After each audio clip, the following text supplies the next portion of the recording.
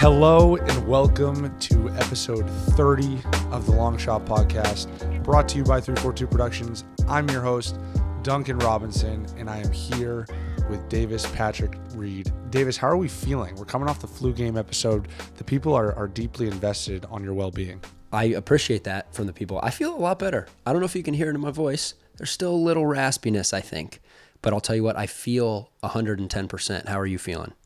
I'm feeling pretty good. I do sense a little bit of raspiness. I actually have a little bit of that myself. Just been getting real strong with the communication lately during my workouts. Really trying to bring it vocally. So I've felt the repercussions of that. But just another part of sacrificing to win a championship, trying to bring in-season intensity to an off-season workout. That's all you can do. I respect that you're doing that. I've also, because I've been battling a voice issue the last couple of weeks, it's amazing now that we do this weekly. There's a lot of emphasis on having a good voice. It makes me respect like artists, performers who are going out and singing nightly. How do they never lose a voice? It doesn't make sense to me. Are they just constantly drinking hot tea and having throat lozenges? Like, I just don't get it. They're taking elite care of their vocal cords. Well, I think the simple solution is that you need to lock into a voice routine. I've seen it. I've read about it. I've heard about it. I think you need to dial up, just a solid voice routine that, consists of tea, warm water, honey, things like that. Maybe some salt water. You're supposed to like bubble some salt water in the back of your throat. I've heard that's good for your vocal cords. But yeah, I mean, these are things that we can look into. We have these types of resources. It's just going to take another level of dedication on your end to really take this to another level. Because you're right. One episode where your voice is a little raspy is okay. But if it starts bleeding into episode 2 and 3, now we got a problem. It's unacceptable. It's borderline unacceptable. I think maybe we can start working in some vocal warm-ups before our episodes too. Me. The Human Torch was denied a bank loan. Just like practicing some different things that get things stimulated, which might be nice. Yeah, certainly something we could look into. Open to suggestions on that as well. But, this is episode 30. We talked about trying to do a mailbag about every 10. I'll be honest with you, Dave. I feel like the Long Shot Podcast is hotter than a pistol right now. Just white hot. We have a great thing going. We got some great in-person content. We're mixing it up in the content game. We put out a little short video, more where that came from. But we wanted to keep the good times rolling. We felt like a post-free agency, middle of the offseason mailbag update was really just going to be dialing into our community. And we just felt inclined to run with this one. We also just like doing these, These are some of my favorite episodes because you and I just get to chop it up. We always have people submit good questions, so it doesn't take a lot of work for us. The people do the work, which is nice. I think it's good in the community that we share the labor every once in a while. So they're sending us their good questions, and then we just sit down and we get to answer them. It's a good time. Well, I want to jump on that because I don't want to start pushing the narrative that this podcast is running away from work. No. I just want to clarify.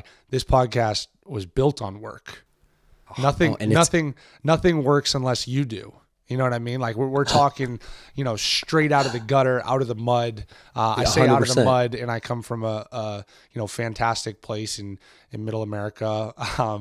Suburbs of Boston, Portsmouth, New Hampshire, beautiful town nestled right there along the 12 miles of New Hampshire's coastline. So when I say mud, I mean the metaphorical mud of having to get something when nothing is handed to you. But hey, it's also, you ever heard the saying, it takes a village? Sometimes I think it's important to remember this is a community. We're going to do this thing together. We're passing Rogan together, Duncan. That's not happening with just you and me. We got to do this as a community. So what we're doing is we're just sharing the work. We're not running from the work. Yeah, this is a good time to kind of fill everybody in on that passing Rogan joke. Every Thursday night or Friday morning, I text Davis, have we passed Rogan yet? And I do it because obviously Rogan is the number one podcaster in America, or at least I think he is. He's our white whale. He's who we're going after. And, I've done it 30 Fridays in a row. Just hit him with the, have we passed Rogan yet? Haven't gotten an answer, a positive answer just yet. But you know what? It's like chopping down a tree. You never know when the next blow is going to be the final blow. 100%. Yeah, we haven't got a positive answer yet, but we're going. Look, Rome wasn't built in a day, my man. We're passing Rogan. I don't know when. It could be in 3 weeks. It could be in 3 years. It could be in 20 years. Who knows? But it's also important to note that this podcast isn't monetarily driven. This podcast is about, classic Joshua Medcalf, chop wood, carry water. Every week we show up, we're chopping wood and we're carrying water. And this is just another week of that. You know what I mean? 100%. It's nothing other than we're showing up with our steel boots on and our hard hats on. No, you bring up a good point. Our number one goal isn't to pass Rogan. Our number one goal is to continue to build this community with our people. But passing Rogan is just something that we're going to strive to do as well. I will also say that you very, maybe not in the most wise choice of your life, you also left your corporate America job about 8 months ago. So a goal of mine has also been to somehow justify that transition for you. So that's also a goal that I have of this podcast. As much as it is about the people, it's also about proving to a good friend of mine that I didn't throw his entire career and livelihood in the gutter. And I think we're well on our way. For the record, I made that decision, so you have nothing to uphold on that end. Yeah, I just figured, look, if we're going to do this thing, let's dive head first. I'm going to leave it at that. We've had a lot of people, actually, because it's a mailbag episode, a lot of people ask that question, what did Davis do before, or what is Davis currently doing outside of the podcast? The answer to that second question is nothing. The answer to the first question, though, I'm going to keep vague. I think the mystique is important. I'm going to keep it vague. We might tackle that question one day, but for now, I'm going to keep it vague. Just know that I had a good corporate America job. I enjoyed it. Studied neuroscience and behavior, as we talked about in this podcast, and was working in that space, and I was having a good time. But then my friend approached me and said, you want to do a podcast? I said, absolutely. And if we're going to do this thing, we're doing it 110%. You know, one of my favorite things about what you just said is that you're now doing this podcast and only this podcast. And it's just a classic burn the boats, 2 feet in, all in mentality of, you know, we're going to make this work. We got to make this work. Let me quickly clarify. I'm not only doing the podcast. I'm also sort of a stay-at-home dad right now because Casey is going to school. She's grinding to get a master's degree, and we just got a puppy. So I'm now responsible for a life. And let me tell you about a life change. Holy cow. Perspective shifts a little bit when you're all of a sudden responsible for a life. And this is just a dog. This isn't even a baby. So I'm going to add that to my current profession, stay-at-home dog dad. Yeah, I also want it to be known. So how this... We're gonna peel back the curtain of the podcast a little bit. The mailbag's coming at some point. But before we get to that, I just want to provide some insight. So basically, we came into this podcast through JJ Redick, obviously, but the initial communication was through myself and JJ and Tommy and Kylie. And then I threw out the idea of, look, if I'm going to do this, I want to do this with Davis. I've told this part of the story before. Now, because of that, Davis was kind of like an addendum to the original agreement between us.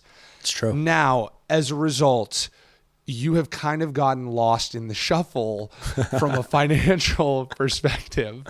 And just recently, Davis received his first paycheck from the podcast. And that's true. You know, you talk about gratifying moments. It was almost like I don't have a son. I don't pretend to have a son. But if I did have a son, you know, seeing him get his first paycheck at his summer job is, I imagine, a well-earned paycheck, mind you, a pretty special feeling. While I appreciate the sentiment there, please don't ever refer to me as your son again. I did not appreciate that. That was nice. Try getting married and not having income. That's tough. Hold on. You had income coming. It was just a matter of when, which is still, you know, I could see that adding some stress and anxiety. Anyways, we'll stay out of your pockets. Let's stop with the pocket watching and just keep it moving here. Just for you people back at home, I just want you to know Davis is going to be well taken care of. But Dave, let's get to the mailbag. What do we got? We're now, what was that, 10 minutes in? We haven't even tackled a mailbag question yet. That was not planned. This is a perfect segue, though, because we're talking about payment.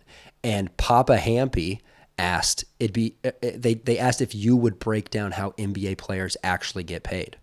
And, you know, now that you have signed a contract, I think you are qualified to talk about this. Although I don't know if you've seen any results of that contract yet. Yeah, I'll start with saying I haven't seen a penny of my new contract, and I will not until October 1st at the earliest. Now, the new contract pay schedule kicks in actually on November 15th.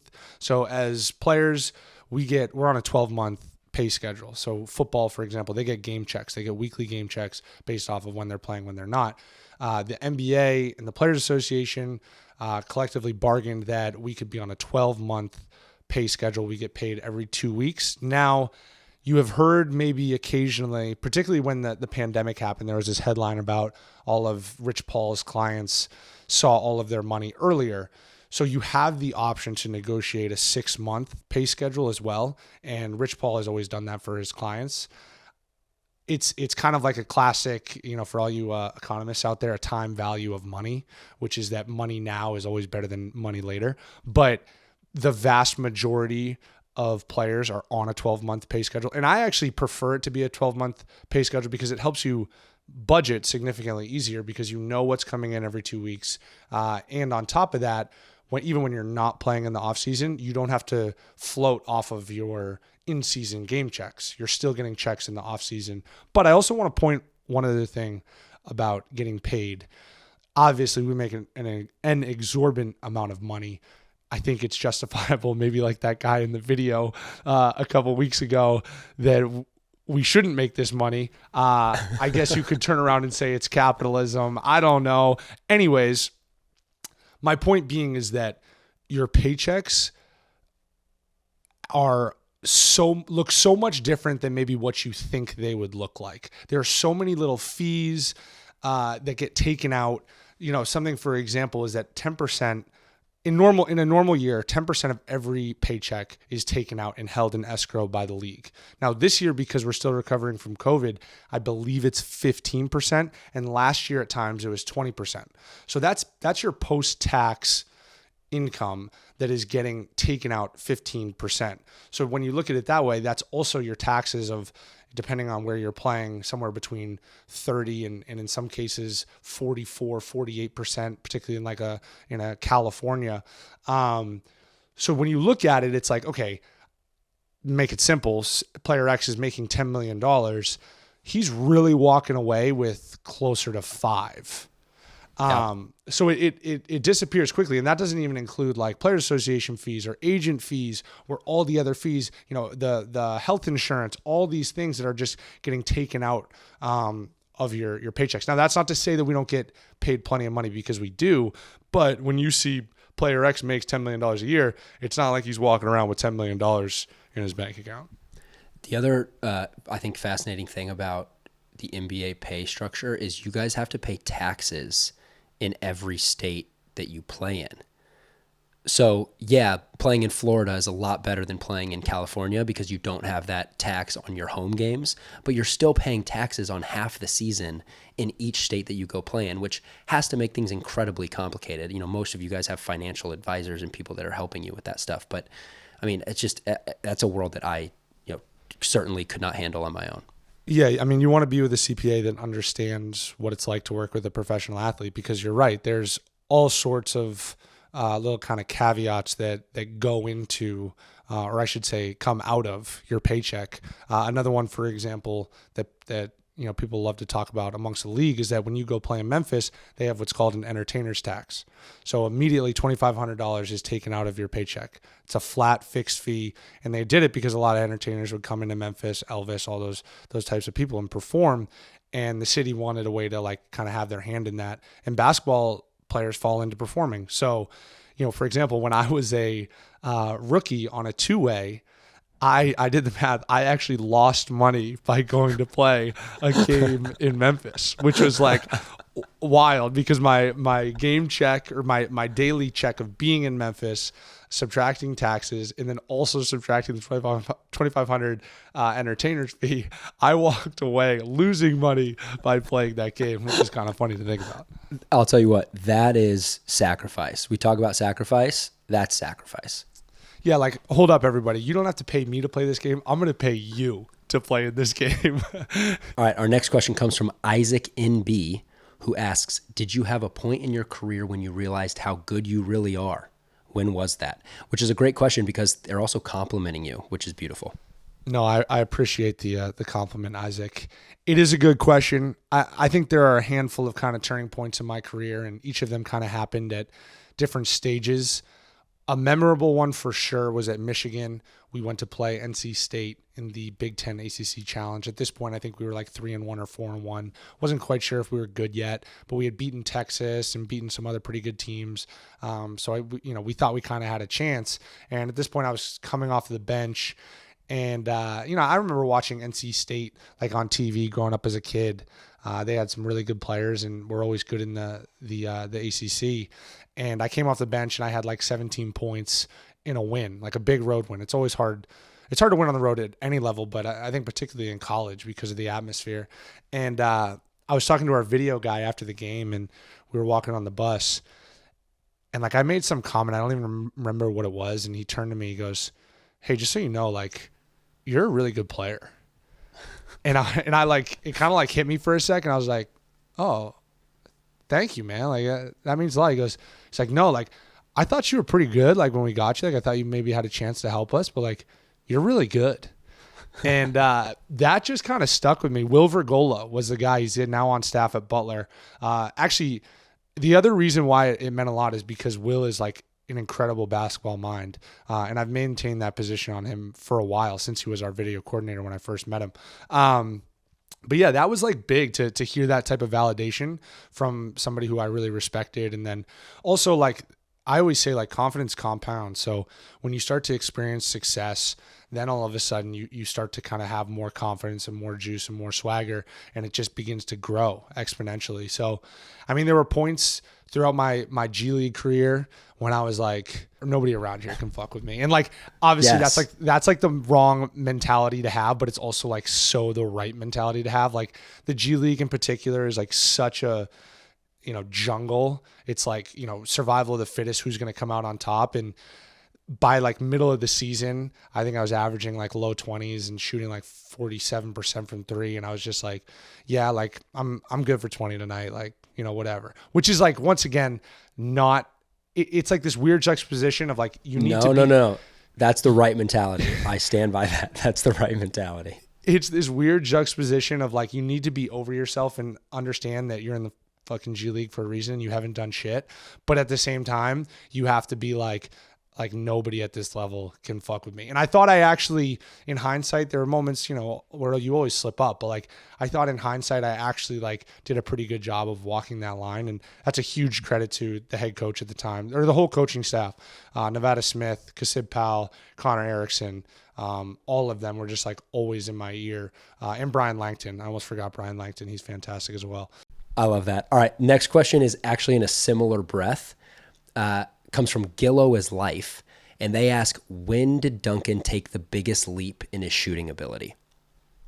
I'm curious of what you think of this, Davis. I'm going to kind of shoot this one back at you as like a bystander and somebody who's watched a lot of my career. I want some of your insight. I think from my opinion, it was your G League year, your two-way year. You started taking shots that were just so much more difficult. You were shooting it at a much higher rate, off the move, off balance. At Michigan, you did so much standing in the corner and just kind of catch and shooting. They ran some action for you as well, but not nearly as much as the G League. So not only did you shoot it a lot better, you shot like 47% from three? I think it was 48, but yeah, we're splitting hairs at that point. 47, 48%. It was elite. And you led the entire G League in threes by like 100 or something crazy. So the stats spoke for themselves, but also just the way you were getting them was different than anything I'd seen before. No, that's a good take. I think I'm kind of taking your answer, but looking at it in a little bit different way. It was when I got linked on with the Heat. And, I was just telling somebody this the other day. I give the Heat a ton of credit because I sat in so many pre-draft workout interviews and I listened to front office people, coaches, whatever, tell me, okay, so like you can really shoot. That box is checked. But like what else can you do on an NBA floor? And they would actually ask me that. And the Heat, they took a different approach to it. They said, you have a unique skill, the ability to shoot.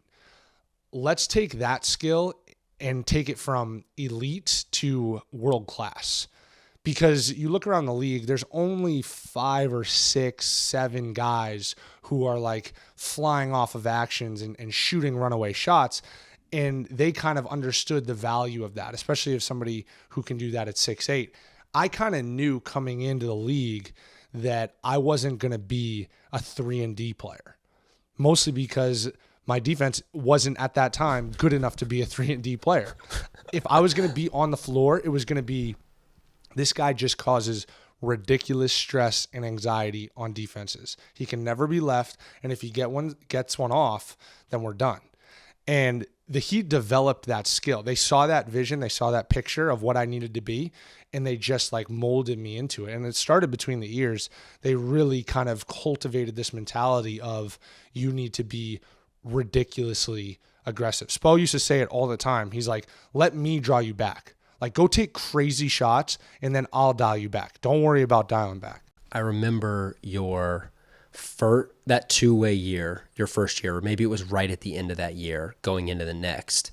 You hadn't shot it well at the NBA level, but at the G League, obviously, like we just said, it was ridiculous. But the NBA level, it was like 28% or something. And then to start the next season in preseason, it was rough with the Heat as well. But Spo came out and he was like, Duncan's the best player or best shooter in the world, one of the best shooters I've ever seen. So it just goes to, we've talked a lot about on this podcast about situation and how much that dictates things. And so I think just to have a coach that's instilling that confidence in you, and you've talked about this at length, but it's just remarkable that he's coming out and saying, look, be patient with this guy because what I see every day is like nothing I've ever seen before. Yeah, I mean, I owe a lot to him. We don't need to beat a dead horse on that because I've given him so much credit and the organization so much credit and the entire staff. But you're exactly right. I mean, the idea of taking an undrafted rookie and telling him to just let it fly every time he touches it. There was a great moment in a film session, preseason game in San Antonio. We lost our preseason opener. It was my first game in a Heat uniform. So like outside of summer league, preseason game.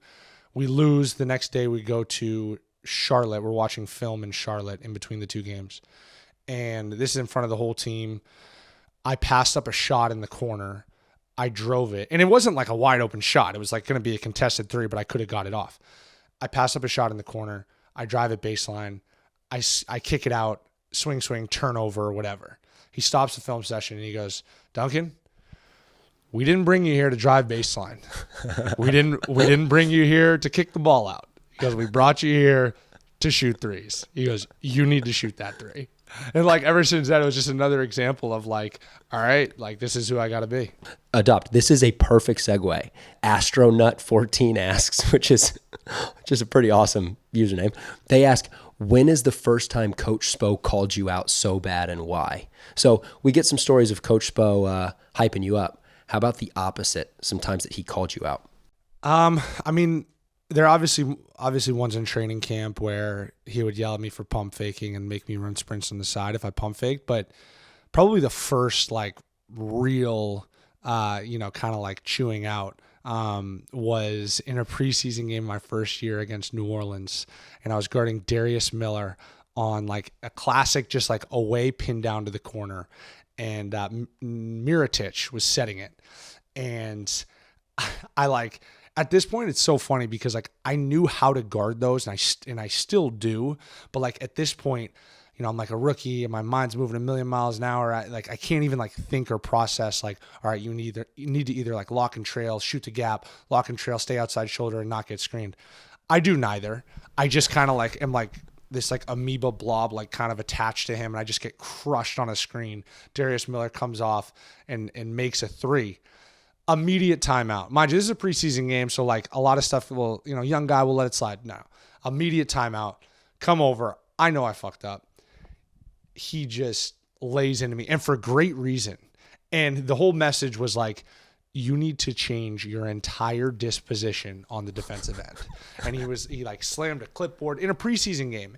And I realize now it's like, it's not about winning the preseason game. It was about like establishing a mentality of like, no, like that's not acceptable. And if you want to wear this jersey, you can't do that.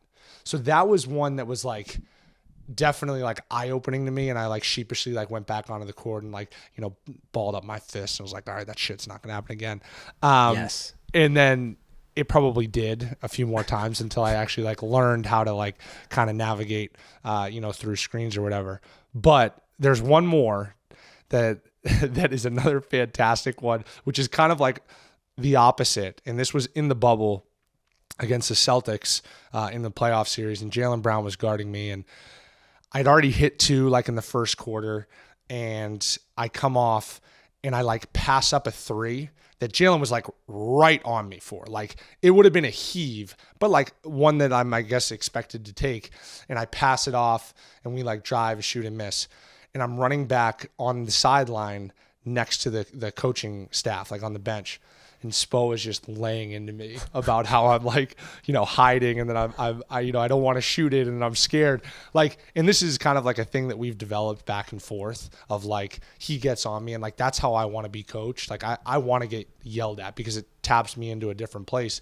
And I just remember Jaylen Brown, like, just like looking over at me like, yo, like, why is he yelling at you like that?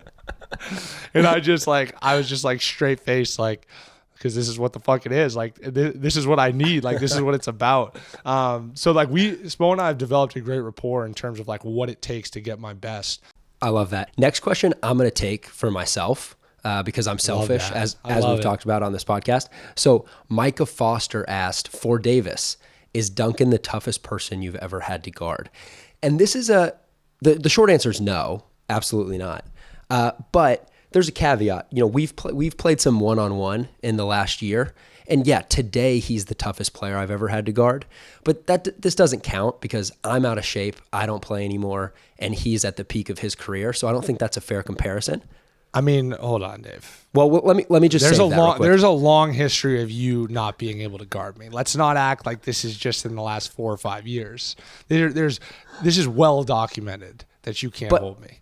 But when I was playing and we would guard each other, you weren't a problem. Now it's different. You couldn't guard me then, and you certainly can't guard me now. So what's changed? You're 6'8" and you can shoot it pretty well, so you're always a tough matchup, but you're not the toughest person I've ever had to guard. That goes to Marcus Page, and it's really not that close. Because playing him in AAU, so we grew up in Iowa, playing for him playing against him in AAU was a nightmare. Because I've never been that athletic, never been a good defender, not something I'm known for. Our games were not very similar, Duncan, you and me, but they were similar in the fact that I pretty much just stayed three-point line to three-point line. It was more just out of a fear of going in the lane, though. It's kind of your job not to go in the lane. I was just scared to. And defensively, it was not my strong suit. So having to guard Marcus Page as like a 16, 17-year-old when, you know, he was already the guy who was going to North Carolina. I certainly was not. It still gives me nightmares just thinking about what he did to me on a basketball court. I feel like I've seen you at your peak from an athletic standpoint. And to say that you were unathletic, I think is unfair. I think it's selling yourself short. Compared to a 16-year-old Davis Reed, compared to a 16-year-old Marcus Page, we're drastically different human beings. That's fair enough. I will say Marcus was a problem in Iowa coming up and had a really, really good career at UNC, national championship. But yeah, big time player for sure. Did he win a national championship? Maybe he didn't. No, he didn't. They lost to Villanova. He hit that big time three. That's right. They lost. Send it to overtime. And then Chris Jenkins hit the game winner. One of the greatest championship games ever. And then UNC won it the next year after he was gone. Correct. This takes me to a question that we got from multiple people. I'm talking like 10 to 15 people asked, when are we getting a game of horse or one-on-one between you two? It's on the horizon. That's all I have to say. Yeah, on that note, just stay tuned. We got some festivities coming up here in New Hampshire. My beautiful sister is getting married finally after pushing it a year, and Davis somehow finagled his way an invite. I shouldn't say finagled. You're a valued. Yeah, hold on now.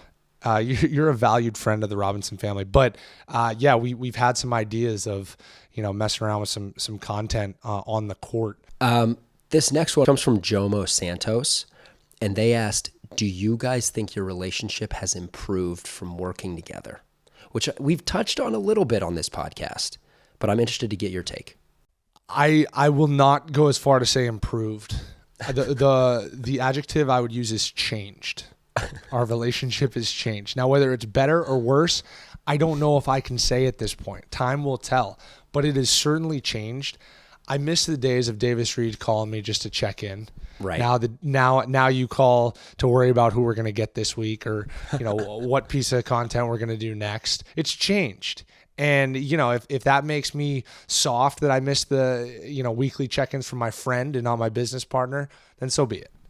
There are two sides to this, because we have seen each other 2 to 3 times a month probably in 2021, which is amazing. We're getting to spend more time together than ever because of this. So that's great, and that's helping the relationship. But on the flip side, you're right. I'm calling, and oftentimes I'll even start the phone call with, hey, Davis Reed from the Long Shot Pod calling here, just to let you know, just so you know, I'm going to hit you with some business questions coming up, because I care about you as a person very much. That has not changed, but I can only get you on the phone so many times. So when I do, there are oftentimes Long Shot Pod questions that need to be addressed. Yeah, it's just the conversations have taken on a more transactional tone is really what it boils down to, in that every conversation, you can't meander your way through a conversation and see what kind of rooms you walk into. It's true. Yeah, I don't get any fun stories about this or that or a honeymoon or whatever.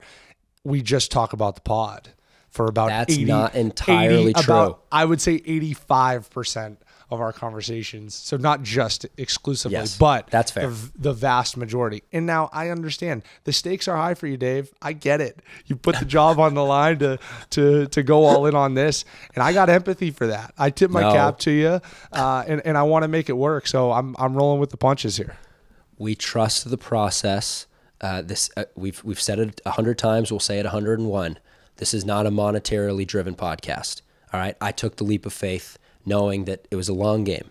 I'm not getting anxious over here. So when I call to check in on you as a friend, I'm going to continue to do that. And I do that genuinely. I'm not doing that to, mask the business questions that are inevitably going to follow.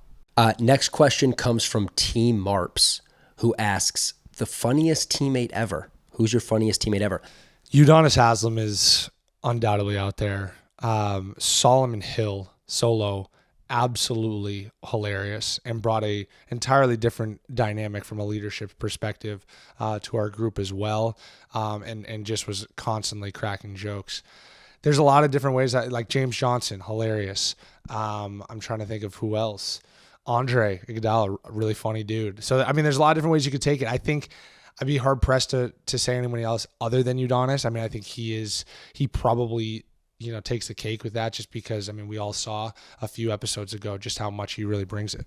Yeah. Solomon Hill, when you said him, it takes me to the popsicle pic that he posted on Instagram of you right after Atlanta beat you guys. He's like you said, former teammate, so it's all in good fun. But he posted a collage of pictures after the win, documenting the game. And the last one in the slideshow was you sucking on a popsicle. No context really, didn't really address it, but it was in there. It was thrown in, which I personally found hilarious.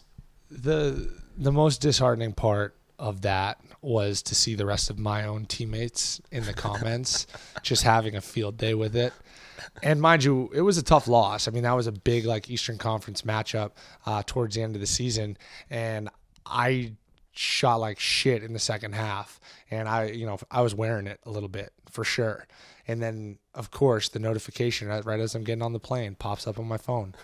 Solomon Hill has tagged you in a post. And I'm thinking maybe it's like a post-game embrace from two former teammates and friends. And, right. Him and I, close friends, been a mentor to me in so many different ways. And, I get to the photo and there it is. It's me eating the popsicle, which, by the way, I have not lived down. And I take that one on the chest. That was my own mistake. Outside of the fact that it was curated by somebody else who helps me out with my Instagram, I take that one on the chest. So I'm not going to throw you under the bus entirely. You know who you are, and you're probably listening to this. It was your fault, and you know it was, but I'll take it on the chest. That's amazing. We love Outshine, by the way. Big Outshine. Those bars are amazing. We're big Outshine guys. But I do have some beef with Outshine. that they won't let you lean into the Popsicle Poppy moniker. I think that could really help things take off for you. Just we're trying to build your personal brand. And I think Popsicle Poppy is something that we really should lean into because you're, now turning into the face of the Outshine bars. Well, first off, I love Outshine. Truthfully, they make fantastic bars. Second, I believe it's like a trademark infringement because we asked about it. After I posted that one and it blew up the way that it did, I mean, the post kind of served its purpose from like a marketing standpoint. Like people were commenting on it like crazy and sharing it like crazy because it was just so ridiculous. But then it was like, right, I had a little thought to myself, like, let's just like totally lean into this. And then it kind of got shot down. While we're talking about brands, I need to do right by a particular brand that I've slandered on this podcast many times. American Airlines. You and I, we've had a little bit of a tumultuous relationship. We've had our ups, we've had our downs. When I slander you, when you deserve to be slandered, I then need to turn around and give you the love and recognition that you deserve when you perform at a high level. And I've flown American Airlines a lot in my life. And it would be unfair of me to just point out the negative. Have I pointed out the negative? Yes. Do I do it from an accountability standpoint? Yes. Now, with that being said, I flew it my entire pre-draft. I flew it my entire first year with the Heat back and forth from Sioux Falls because they had a corporate sponsorship. They were fantastic. I was always taken care of. And I've actually, believe it or not, despite what I've said on this podcast, I've flown it since I, publicly held them accountable, and they have delivered. So it would be wrong of me to continue to live my life without addressing the fact that American Airlines, way to step up. And I appreciate all that you're doing to get me from state to state, city to city. I'll tell you what, that felt genuine. Felt like it was coming from the heart. I think that was really beautiful. Look, if I have a bad day on the podcast, you're going to tell me about it. We got to hold each other accountable. Right. So just because we shouted them out a couple times in a constructive criticism way, that doesn't mean that we love them any less. And that's what it was. And I want everybody to know that. It was constructive criticism. Now, could we have mended this relationship a little bit quicker with maybe a flight voucher or maybe an upgrade, something like that? Sure, certainly could have. They chose not to go that route. I understand it. But what they did choose to do was fall back on the fact that they felt that they were reliable more times than they would not be. And I got to give them some credit. The last 3-4 times I've flown them, they've been reliable. When Simply Safe Home Security's founders, Chad and Eleanor Lawrence, designed their first security system in their kitchen, they did it for a very personal reason. Their friends had just had their home broken into. That'll rattle anyone's trust, and they were struggling to find a security system that was simple to set up and would make them feel safe again. Making people feel safe is what Simply Safe has been doing ever since that moment 15 years ago. A passion to protect people not only drives every engineering detail in its products, but it motivates every interaction with its customers. And the thing is, Simply Safe just makes it so easy. It takes about 2 minutes to customize the system on their website. simplysafe.com/longshot. Simply Safe has highly trained security experts ready whenever you need them. Whether that's during a fire, a burglary, a medical emergency, or even just when you're setting up the system, there's always someone there who has your back to keep you safe and make sure you feel safe. I like feeling safe. As our listener, you can save 20% on your Simply Safe security system and get your first month free when you sign up for interactive monitoring service. Just visit simplysafe.com/longshot to customize your system and start protecting your home and family. That's simplysafe.com/longshot. This summer, Bespoke Post is here to take your adventures to the next level with a new lineup of must-have Box of Awesome collections. Bespoke Post partners with small businesses and emerging brands to bring you the most unique goods every month. I got a fantastic weekend traveler bag from them, and it's stylish, the perfect size, can take it wherever, checks as a carry-on, big time stuff. No matter what you're into, Box of Awesome has you covered, from travel and outdoor gear to breezy summer styles and grooming goods. Box of Awesome has collections for every part of your life. To get started, just take the quiz at boxofawesome.com. Your answers will help them pick the right Box of Awesome for you right away. They release new boxes every month across a ton of different categories, and it's free to sign up, Dunk. You can skip a month whenever you want, cancel anytime. Each box costs only $45, but has over $70 worth of gear inside. Doesn't take a genius to figure out that that's a pretty good deal. I was going to say I'm not a mathematician, but I think it's safe to say we call that great savings. And I got additional savings for you, Davis. Get 20% off your first monthly box when you sign up at boxofawesome.com and enter the code LONGSHOT at checkout. That's boxofawesome.com, code LONGSHOT for 20% off your first box. All right, this next one comes from two people. Two people asked this separately, so I want to give them both love. JYao35 and Ryan Hooper both asked about your opinion on your 2K player ratings. So, Dunk, I don't know if you've seen these yet, but I've got some of them up that I want to get your opinion on. The first and probably most notable one, we shared this on our social media, is that you're a 90, I believe, three-point shooting, which puts you in the top 5. You're tied for third with Joe Harris and Seth Curry. How do you feel about that? I think that's reasonable. I think it's growth, if you will, from Ronnie 2K. I mean, mind you, I was the worst player in the game, the entire game, my first year. I believe I was a 67 overall, and the next closest was 69. So it wasn't even like I was a point off. Which we talked about with Kenny, and he agreed. He agreed that he didn't love that. He didn't love that, which I appreciated. Yeah, so I've taken that slander, and I've learned from it. Maybe that could create a roadmap for a particular airline that we've recently alluded to. Not to rehash the American Airlines stuff. Just kidding. American Airlines, you're doing great. But I started at 67. I think now what? I'm a 78 overall. 77, I believe. Oh. According to a 2K rating site that I'm looking at. So 77 seems a touch low. Honestly, I would love 70, 79. I think that's pretty fair. If I have a good start to the year, maybe bump me to 80. I'm a stone's throw from 80. But yeah, I mean, 90, I'll take tied for third for sure. I mean, of course, the competitive side of me thinks that I should be right up there with anybody, but it's a video game, and Steph Curry probably deserves to be number one. I imagine Klay Thompson's too? I believe so. And then the three of us are kind of clumped in there at number 3. So I think it's a fair assessment at this point. What I don't love about 2K is how I move in 2K. I think they just do a really bad job of simulating how I am as a player. Like, I sprint and shoot my shots, and like when I'm playing, I haven't played with myself in 2K in a long time, but when I haven't played 2K in a long time, but when I play with myself, I like lumber up and down the floor. Yeah, you got a little waddle to you too. And I'm like really slow moving, and like I can't even get open, which is like, it's kind of my thing, is like I'm able to get open. So it doesn't really make a lot of sense. It doesn't, like, the gameplay doesn't translate. Wow. Okay, fair enough. Well, look, this is just 3-point shooting. I got a couple other things I want to ask you about here. You've got 90 hands. Hands are a 90. That seems right. Yeah, I think that seems about right. So these are positive things. You got 90 shot IQ, which I also think is probably about right. You seem to be intelligent with your shot selection. I mean, I know my strengths, and I try to play to them. How about this? 85 intangibles, which is pretty strong. Now, I'm not entirely sure what intangibles covers. Maybe this is off court.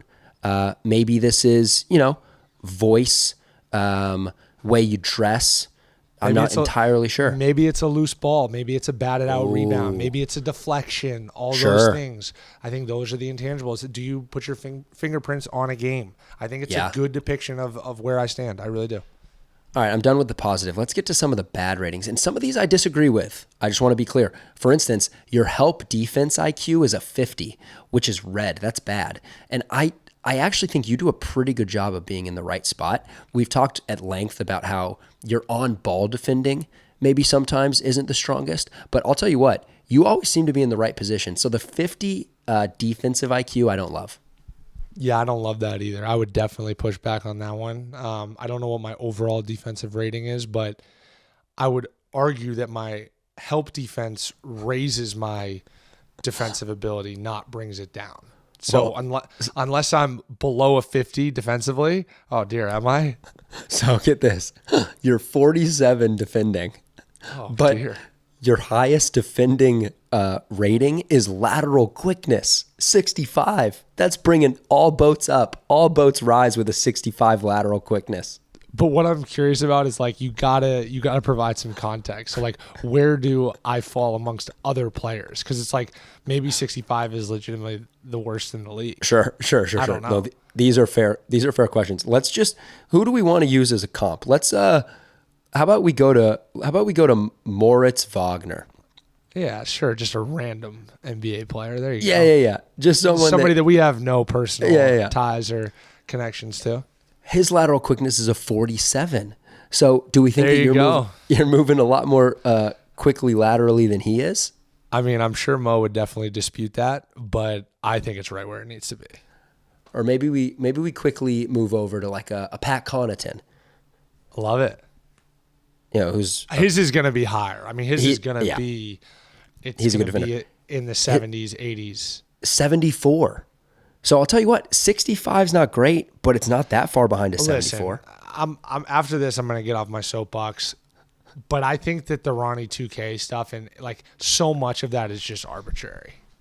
Like he makes a decision on the overalls, who's better than who and who's better than whom. Sorry for all you English majors out there, and then he just finds ways to get me to a 77. So he picks like my main attributes, my shooting, this, and this, and then he fills out the rest of the puzzle from there. It's got to be because it doesn't make sense.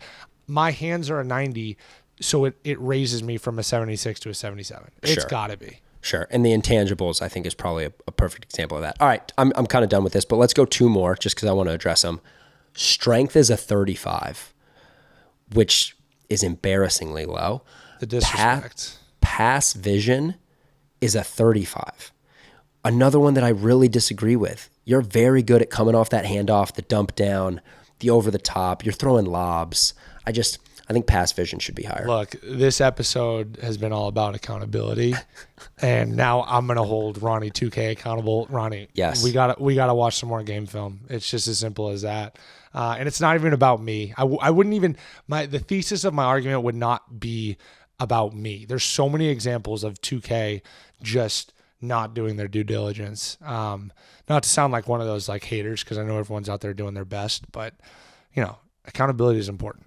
This next question comes from Tay Reed 1, who asks, what are the relationships between players and the media like? And Dunk, you sort of toe both these lines now. We've made it very clear we are not standard media, but we are doing a podcast, which puts us a little bit into that category. But what is that relationship you find like between players and the media?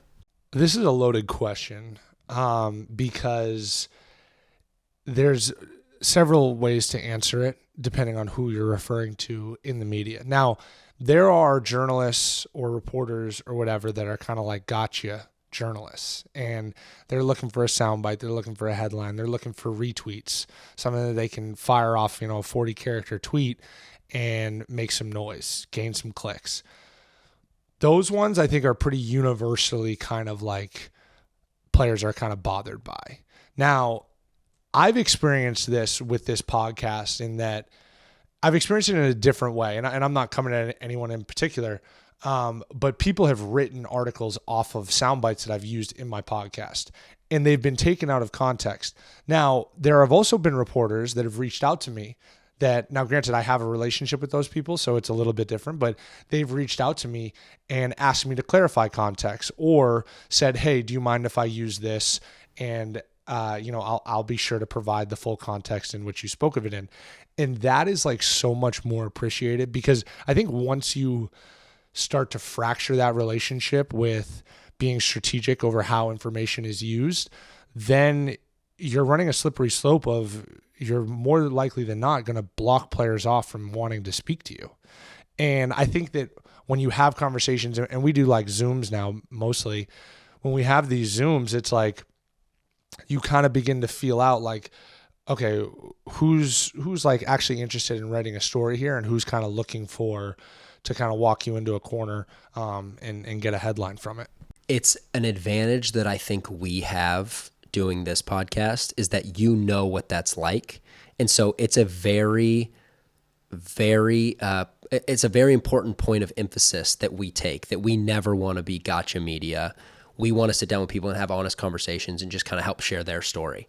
And so that's something that I've really enjoyed being a part of this. But I will say, as we've touched on, I am more monetarily driven with this podcast than you are. So there is this point, there's like a little bit of a line every week that is interesting to toe, because we obviously want our content to get out there. We want as many people to watch and tune in as possible. That's just, we want the content out there. That's just the fact of the matter. But we never want to be gotcha media. So it's always finding this line of like, what can we say that's gonna get people to tune in, but still make sure we're telling the right story and shining things in the right light and never taking people's words out of context. Yeah, and I think you said, I think the worst thing is when, and it's happened to us a couple of times, is when we have a guest on and they say something because, I think we have a more comfortable kind of, conversation to us, that I think players are more likely to disclose things to us that they wouldn't necessarily in media. And then you get other media outlets using those words in kind of a different context. And then it ends up kind of falling back on us. We've had to cut stuff because we feel like it might get taken in the wrong way or this or that. So it's, like you said, it's definitely a line you want to walk of having interesting and engaging conversation without exposing anybody or leaving somebody kind of out to dry. So last question comes from Nathan Huang, who asks us, what songs or artists have you worked into your rotation this summer? So Dunk, I'm interested. Who are you listening to at the moment? So the find of the summer has been Tom Misch for sure. Mm-hmm. Yeah. Shout out to Mike G for that. You put me on to Tom Misch. He's fantastic. I listened to a lot of that style of music this summer, the kind of like laid back kind of R&B singer-songwriter type vibe. Well, you were an LA guy. You were an LA guy this summer, so that makes sense. Well, I think it just kind of more fits kind of my personality as well. Mac Ayers is another one that I've been listening to. Also classic, like more kind of like solely R&B, like Georgia Smith. Her, I'm a big fan of. We've talked about her on here. Ella May, we've talked about her on here. That's kind of been like my rotation. Now, I think that's all going to change here pretty soon. Sounds like we got some big time albums dropping. Obviously Kanye with Donda, and then Drake with Certified Lover Boy. And I also heard Kendrick Lamar is kind of in the mix here as well to drop something. And then also I've always listened to Jack Harlow, huge Jack Harlow fan. Obviously his new stuff, but I still like prefer listening to his old stuff more than his new stuff. But that's kind of my rotation right there to keep it simple. Couple follow-ups for you. First, this actually, let's just tackle it because you went there. Question that we got was, if Kanye and Drake dropped on the same day, who are you going to first? It depends what I'm doing when they drop. Ooh, okay. Give me the environment for each. If I'm working out or I'm driving in the car or I'm doing some sort of activity, I'm listening to Drake. Okay. Because Drake's just kind of got those. Granted, now Certified Lover Boy might take on a different tone based off of the title, but nonetheless, like Drake is gonna have hits. And not to say that he doesn't have like lyrics and like introspective thoughts, because I think he does. But if I'm just like chilling at my house, like by myself, or just like whatever, lounging, I'm probably gonna put on Kanye, because he's gonna have like the deep kind of like sentimental, the Easter eggs and the lyrics, like all that thing. Oh, what did he just say? Like, I gotta run that back. Like that sort of thing, where you can really listen to what he's saying. Then I'm gonna do Kanye. So that's kind of a bullshit answer because I answered it out of both sides of my mouth. But that's what I got. What about you? What are you bumping first? Classic. You're pretty good at that. I'm going Drake first. Like you said, Drake's a little poppier. Just to keep up with the times, I feel like you need to listen to Drake's right away. Just because there's kind of a race in the culture to like hop on board of Drake, just because everyone listens to him. So I'm going to listen to him first, just so I like Drake a lot. I listen to old Drake more than probably anything else. So this might sound disrespectful, but it's not meant to be. I'm going to listen to Drake first, just to sort of like get it over with, just to say I listened to it. I'll probably go back to it a lot, but then I'm going to sit down and like take some time to go through Donda. So I'm with you. Drake first. Actually, you kind of bullshitted your answer, but I think I'm likely going Drake first, and then I'm really taking time, maybe even lighting a candle, sitting down, taking a few deep breaths before I put on Donda. Wow. Thanks for painting a picture for us. I also want to say summer rotation. I almost forgot Dermot Kennedy. He's top 5 for sure for me. And he's always in the rotation, but talk about some soulful music, huh? I am so glad you said this because I don't think we've talked about this on this podcast, but you almost missed my rehearsal dinner of which you were in the wedding. You were a groomsman. You wanted to leave the rehearsal dinner early because you thought Dermot Kennedy was in Kansas City and you wanted to go see him. Don't do this. Don't try to throw me under the bus on this. It was a thought that I had that if the rehearsal dinner ended on the earlier end of things, I wanted to see if I could still catch his concert at some arena in Missouri. And it ended up being a non-issue. You know why, Dave? Because I'm somehow illiterate and he was in Kansas City the following weekend. Yeah. So I'm glad you said that. I made it an entire thing when it was really a non-issue the entire time. I'm glad you took accountability. I thought you were going to say, ended up being a non-issue and I went to the rehearsal dinner. Yeah, the only reason you did is because you had the wrong weekend. Had he actually been playing that Saturday night, I think you would have taken off about 9, which, I would have let you do, but I would have had a little resentment. So I'm glad you came clean. Why can't you do both? Why can't you be there for your friend at his rehearsal dinner, with bells on, have a fantastic dinner, hang around for a little bit, and then as everyone starts to part ways, go off and have a great time at a Dermot Kennedy concert, catch the tail end of his set. What's the matter with that? I was still going to be there the next morning, suit and tie, dressed to the nines for the big day, which I was, mind you. Yeah, you looked great. I'll say we just talked about this. We've seen each other more than ever. So it would have been fine. I was going to see you a couple weeks later. I'd seen you a couple weeks before. I'm getting enough Duncan Robinson. I'm kind of sick of you. So I think it would have been okay. Well, yeah, I would have loved if Dermot was in Kansas City that evening, but unfortunately he wasn't. Anyways, do we got anything else or are we done here? Yeah, are you going to let me answer the last question? We got sidetracked with Kanye versus Drake, but my people who have worked their way into my rotation this summer, I got 2 albums for you. Okay, Dunk? If you haven't listened to these yet, you need to. First is Lord, Solar Power. Great album. Unbelievable album. Take a listen to it. Second, Snow Allegra, Temporary Highs in the Violet Skies.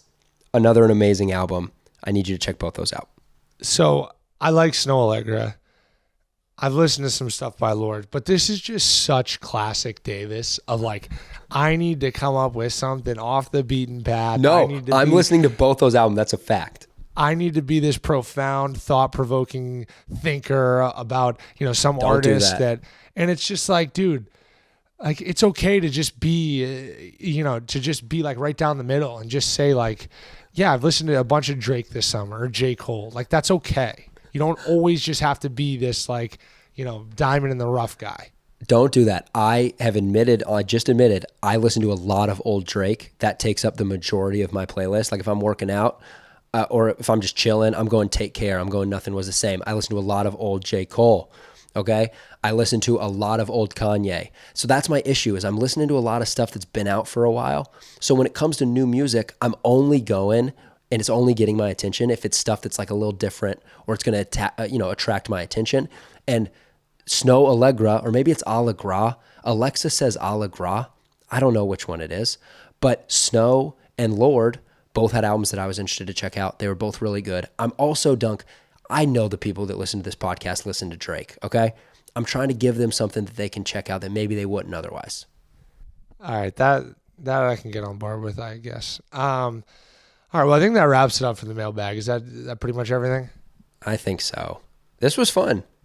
We went for an hour. I'm kind of done talking to you, so it's a good time to end it. But I had a good time. No, I'm definitely done. But no, this was good. Like we said, we talked about doing mailbags every roughly 10 episodes, which we've held onto. We did episode 9, episode 23, and now episode 30. So 3 in our first 30. And I'll tell you what, man, I had a blast. I think we'll do a 4th by episode 40. Love the sound of that, and love the sound of potentially being back in person next week. So stay tuned for that. Appreciate you guys, as always. As we've alluded to several times, the Long Shot Podcast is on the up and up, and you guys are a huge part of it. So appreciate all the support, and we'll see you next week.